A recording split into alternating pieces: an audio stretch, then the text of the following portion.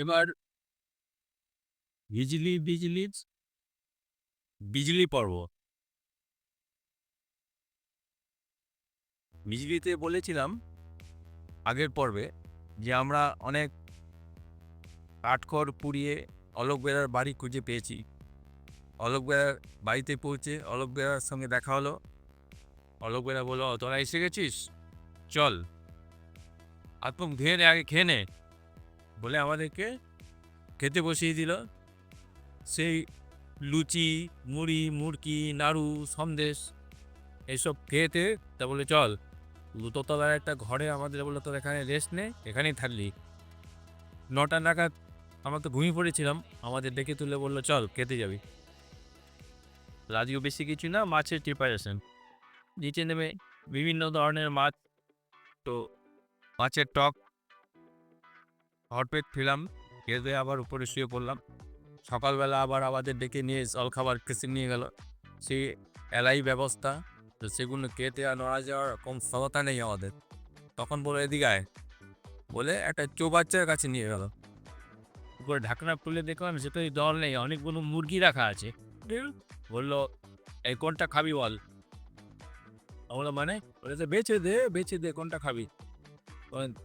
অরুণ একটা কালো রঙের মুরগি দেখিয়ে বললো এটা খাবো। ঠিক আছে, এটাই হবে। দুপুরবেলা সেই মুরগির মাংস, আবার যথারীতি মাছের টক, মাছ, এগুলো খেয়ে দে। আমাদের কাঁথিতে একদিন থাকার প্ল্যান ছিল, এই করতে করতে 2 দিন হয়ে গেল। তৃতীয় দিন সকালবেলা অলোক বেরা আমাদের বললো চল না ওই বাগানে চল।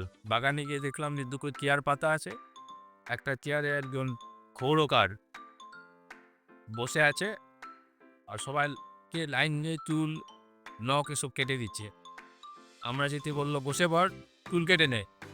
চুল কি কাটবো? না না কেটে নে।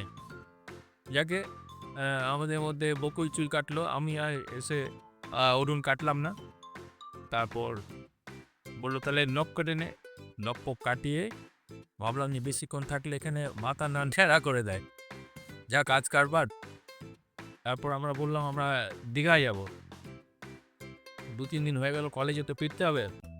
তবে ঠিক আছে, পরের দিন সকালবেলা আমরা দীঘায় গেলাম।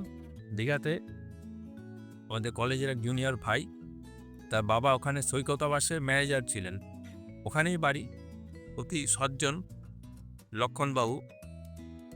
তো আমরা তার সঙ্গে দেখা করলাম, বলো তোমরা এসো, ঠিক আছে তোমরা ওখানে কটেজ আছে সৈকত আবাসের, তোমরা 3 নম্বর কটেজে চলে যাও আপাতত। 3 নম্বর কটেজে গিয়ে থাকলাম, থেকে ব্যাগটা রেখে আমরা চান করতে চলে গেলাম।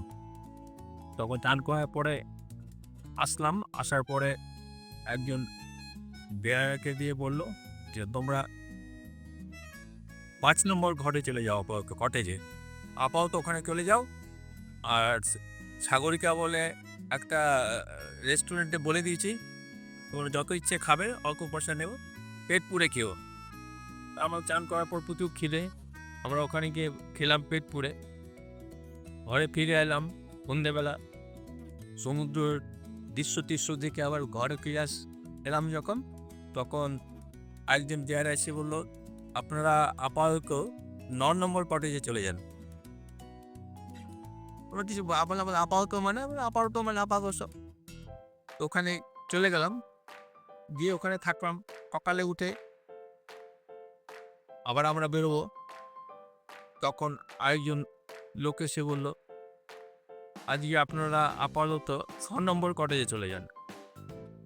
আমরা 6 নম্বর কটেজে চলে গেলাম। এরকম করে বিভিন্ন কটেজে ঘুরে ঘুরে কখনো দিন কখনো রাত কাটিয়ে ফেরার সময় এসে গেছে। তখন লক্ষ্মণবাবুকে জিজ্ঞেস করলাম আমাদের কত টাকা দিতে হবে ভাড়া। উনি বললেন 3 টাকা 40 পয়সা। 3 টাকা 40 পয়সা? বলে হ্যাঁ, কটেজে ওই তো বুকিং হয়, বুকিংয়ের মাঝে মাঝে ফাঁকা থাকে, তখন তোমরা থেকেছো, তোমার যদি আলাদা বুকিং করে নিত, তখন আমরা আপাতত মানে বুঝলাম। আর বললাম 3 টাকা 40 পয়সা, বললে ওটা বিজলির খরচ। আমরা তো খুব খুশি হলাম। এই বিজলি পর্ব এখানেই শেষ। নমস্কার।